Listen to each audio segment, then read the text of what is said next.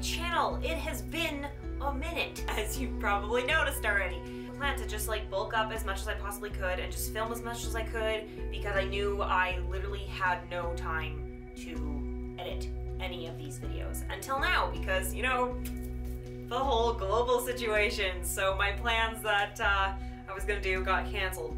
So with that being said, this whole month of April is going to be my bullet journaling month, starting with, of course, April's setup. I just finished filming it yesterday, so I'm gonna be a day late with this, unfortunately. Because I decided to release April's setup first before February's. After today, it'll be backwards, so March, and then my new bullet journal setup, and then February, and that'll take up month of April, and then we'll proceed as normal. So I hope you enjoy the upcoming videos along with this one. But yeah, that being said, we'll jump right into it, and also stay tuned because I will be saying what those plans were that I canceled. So, if anyone cares. Anyway, let's get into it. Alright, as per usual, I started with my quote page, and with this month's quote, I really wanted to have something that helped me not feel so bad about having to cancel my plans a second time. Bah! I'll get into what I was planning in a minute, but we'll talk more about this quote page.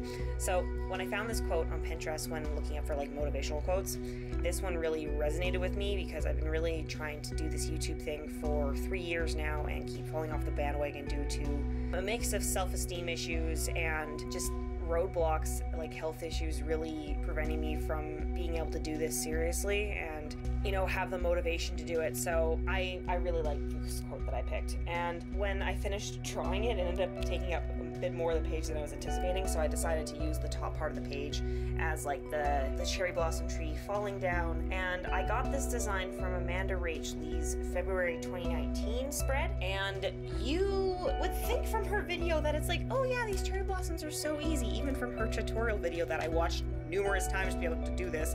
But nope, cherry blossoms are hard for me. Like, they were so difficult. That's why I had to sketch these all out before. Like, she was just able to just doodle them, and there was no way I was gonna be able to do that. So I had to doodle all of these before actually sketching it in. But because I wanted to try something slightly different, she used black branches, and I decided to do brown just to see, like, okay, is there gonna be a real big difference? Am I gonna like it more? Am I gonna like it less? What's up? So I decided to do the brown first, and I ended up using this reddish brown by mistake, and I had to use the rest of my browns to try to like balance out that redness because it just didn't look good at first.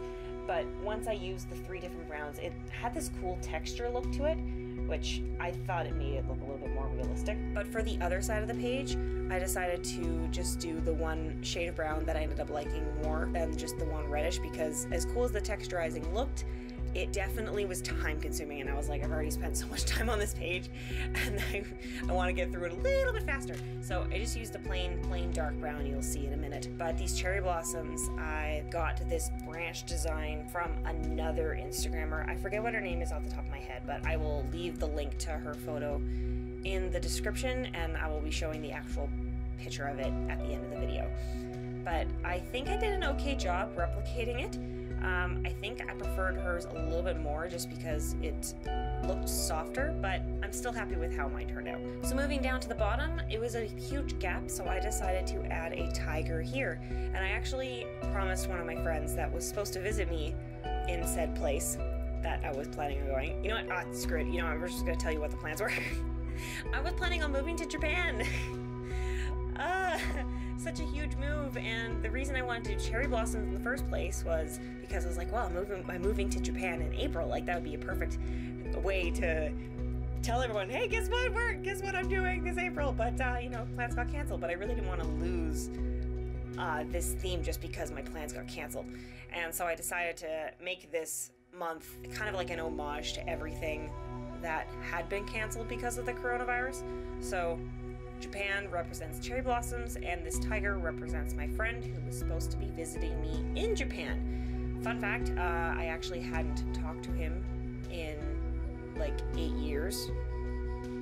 Long ass time. There's a very long story that I won't get into, but we're good. There's no like animosity or anything, just like, you know, things happen. So his favorite animal is tigers. So he was supposed to visit me in Japan. I was like, oh, that'd be cool if I put like a tiger in the spread to represent you visiting me. And his birthday's also in April. So I was like, oh, that works. And I've never drawn a tiger before, so I thought it'd be a good challenge for me. So I added the pink accent to the cherry blossoms, just like Amanda did. And I added a little bit of pencil crayon, but I didn't really like how that looked, so after this page, I completely stopped using the pencil crayons for the cherry blossoms. So moving on to our schedule page. This I completely copied from Amanda's video. I was really running out of original ideas on how to spread out these cherry blossoms, and I really liked how her February schedule page looked, so I just went with that theme. The only thing that's really different than hers is that I added a cluster of cherry blossoms on top of the word February, and I think she just had a bunch of petals just flowing around it.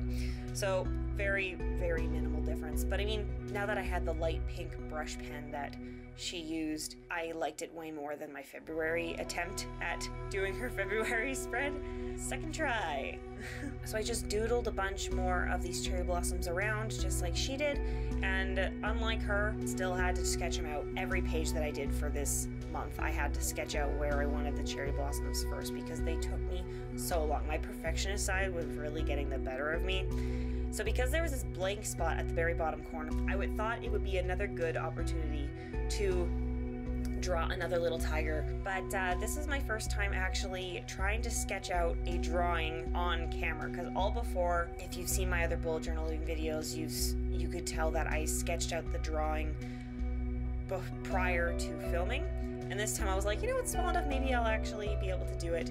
And the reason that I've never done it prior to this is because I've had to erase so many times that I was like, this is so time consuming. People are going to get bored watching this. But this was small enough that I thought maybe I could actually get away with it. And I had to like speed up this footage by like 2,000. It was crazy. But you can see how many times I erased. Like I kept screwing up. I'm still very new to drawing freehand like this. I mean, this isn't my original drawing. Like I had to look at the drawing to try to like replicate it, but it's still technically freehand because I didn't trace this. I just looked at the photo. But I'm very, very picky with how it turns out. So at least with this new book too, like when I erase, I'm not erasing the color of the page, like what happened with my Winnie the Pooh theme. And when I got to the eyes of this tiger, I'll put a little blip of what the original photo looks like right here. The eyes look so cute on the original photo, but every time I tried to do his eyes, they look like, oh, it just looks so bad. So after like 3 times, I erased it. I was like, this is getting ridiculous. I'm just gonna draw his eyes closed. Like, at first I tried the winking, but I'm like, nope, I think it looks better with both of his eyes are closed and just kind of smiling. And I was right. And then I tried maybe like adding some eyelashes because the closed eyes look I found from a different photo looked really cute with the eyelashes, but then I completely changed my mind. I was like, no, it looks better as a boy tiger. It's fine. And yeah, after that, it just felt like smooth sailing. I just sketched in a bit harder on the outlines of the part of the photo where it looked like it was just a straight black line, because I knew I was going to be using pencil crayons again, so I wanted to kind of like make it look like a watercolory texture and make it easier for me to know like what parts of the lines I need to do with just my boldface Sharpie. And so coloring it in nice and good. And I did the same thing with this color that I did with the opening pages tiger, where I sketched in with the brightest orange first and then added some other oranges to it with a few browns. By the time I was done, I thought he looked like a baby, oh god, what's his name? The tiger from Aladdin. Not Shere Khan. That's from the Jungle Book. This one's too cute to look like Shere Khan. Shere Khan's scary. What's his name? Oh my god, I can't remember what his name is. At the time of this recording, I really can't remember the name. Okay, from Aladdin, you know, like Jasmine's pet. Yes, it looks like a baby Jasmine's pet. I can't think of the name. Who can guess first? Leave your comment below. But yeah, I thought it was super cute. It made the schedule page still look airy enough and open enough, and I just filled in the cherry blossoms with the accent pink once again, and I love how the schedule page looked. I think I actually like it more than the cover page, which is great because you're going to look at that way more than you would the cover page when you're bullet journaling anyway. So on to my to-do list. I went very standard. I did the similar thing that Amanda did at the very bottom of the page. Like, I think it was her brain dump page. Except her brain dump page, I remember she put like a quote at the bottom between the vines, but I was like, I don't feel like putting a quote, so I just made a vine on the bottom. And this was a lot faster to do than the other two pages. It's very standard. I'm not really sure what else to say for these to-do list pages. I keep them as simple as I can. It's just a basic to-do list. I haven't seen any other bullet journaler videos that I've watched anyway do simple to-do list pages like this, but I mean, for me, it really works. It's just, I try to keep it as simple as I can for the other places, but still having it kind of artsy. And yeah, I like how it looks. All right, so moving on to the mood tracker and habit trackers. So you'll see in my March video soon that it was my first time trying a mood tracker, and I ended up really liking it. I'll go into why I decided to do a mood tracker finally in my March one, so I won't go too much into it. But I decided to do it again this month, and I did it slightly different. It's like a weird combination of Amanda's mood tracker and this other Instagrammer. I think it was Steady Susan's. I decided to do a huge branch in the middle and then falling petals around it. But I ended up really regretting this decision because there's a lot of days in April, and trying to fit all of the days in there proved difficult. But I finally squeezed them all in, and I like how the end result looks. So it'll look so cute once it's done being colored in. Unfortunately, I only have 3 pinks, so I couldn't do as wide of a mood as I did for like my March one, but I think 3 pinks will still look really pretty by the time I'm done filling that in. So onto the habit tracker.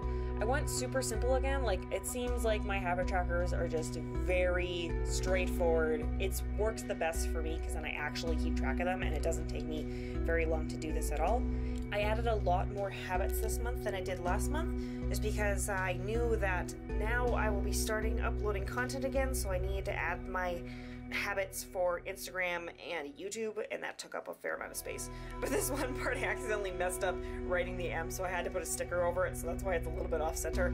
Thank God for stickers, because I make these mistakes a lot. You'd be surprised. You'll see how many times by the time I upload a bullet journal flip through. So just fill in the calendars and kept it, like I said, kept it very, very simple. Erased all the sketches, put a little bit of a washi tape at the bottom, accents, and then we're done. Woo! So on to our final spread.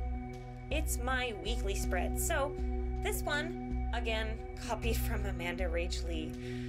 Her spreads are so pretty. I couldn't help myself this month, clearly. But this one actually took way longer to do, so I probably won't do this spread again, but I like that I did do it at least once, because it is very, very pretty. I'll do a simpler version next week. But, yeah, I ended up making a huge boo-boo with this one, because I was thinking, okay, normally my weekly spreads start Monday, and they end on Sunday, and then the little note area with the little calendar. No big deal, right? So I finished filling that in, and then I, fill them in like 1, 2, 3, 4, 5. So, the beginning of the month. And then when I highlighted the first week, like I normally do, I realized April doesn't start on Monday. April starts on Wednesday. So I had to use these hard stickers to cover up those original numbers to fix that problem again. I need to pay more attention. So I just kept Monday, Tuesday, and pretended that like I just filled it in with a darker pink, so my brain would say, hey, these 2 days were still in March. And then just after I finished the spread, filled in those 2 days with what I did on those last 2 days of March, and then left the rest blank for the rest of the week. So filling in the sketches of the cherry blossoms again. It looked so nice when it was finished filling through, but like I said, this was way too time consuming for a weekly spread, so this was like a one-shot deal. I'll have to think of something else I can do that still fits with the theme next week. I'll probably end up using a bunch more of those bunnies with cherry blossoms, because those stickers I actually got from this store called Omomo, and it's a Japanese version.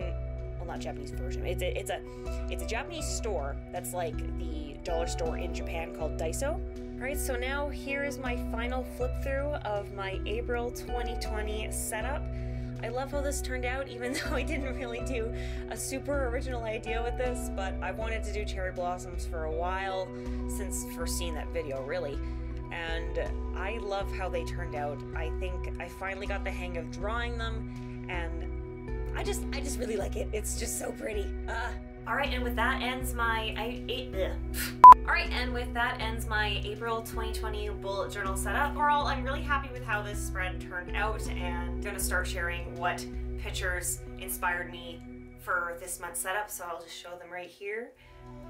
Yeah, they're right here. I also have the links to the original artists in the description below if you'd like to check out their pages. And yeah, with that, if you decide to do this theme, or if you did this one, Amanda Reachley did it back last February, tag me in it at Meraki_memories on Instagram. I'd love to see your guys' interpretation of cherry blossoms when I was going through Pinterest and looking through all the different types of drawings. They were just so freaking pretty. I don't think mine's definitely the nicest looking, but I'm a little scared to try watercoloring first, so maybe I'll do that eventually. But with that, I will see you guys next Scrappy Wednesday, and I know today is late, but I will do my best to get the next bullet journal video up on Scrappy Wednesday. But yeah, hope you guys enjoyed, and yeah, I'll see you guys next time.